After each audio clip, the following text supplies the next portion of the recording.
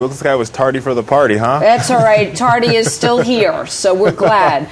We want to ask you your thoughts and what questions you might have for Herman Cain. He's going to be joining us just moments from now. We're very excited to have him here because especially with this poll putting him in second place as far as a GOP favorite, what are Democrats thinking right now as they watch him gain steam? I'm glad you asked me that question, Jamie. Actually, a couple of days ago, I wrote a piece about Herman Cain called Herman Cain the Kingmaker on tweetthestreets.com. And in that piece, I talk about how Herman Cain, while he might not be the GOP nominee for president, he'll definitely be a deciding factor in what happens in the GOP field. I think his creative 999 tax plan is something that the American people definitely understand. I think he's going to definitely face some challenges against President Obama.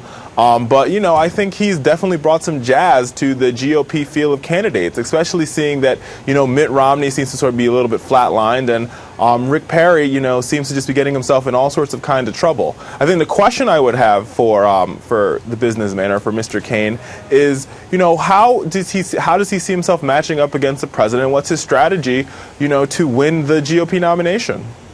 What do you think it should be? You're the strategist. Well, I only strategize for Democrats, Jamie, but today I'll make an exception. Okay. I think for Herman Cain, the key for him is, first, he has to do pretty well in Iowa. He has to come either second or third in Iowa. If I were him, I would skip New Hampshire and go right to South Carolina. That's where all his money should be, because South Carolina is where it's going to matter. South Carolina is going to be the state with the biggest black voting demographic in the early primary states, and it's also going to be the state to see if he can solidify the South.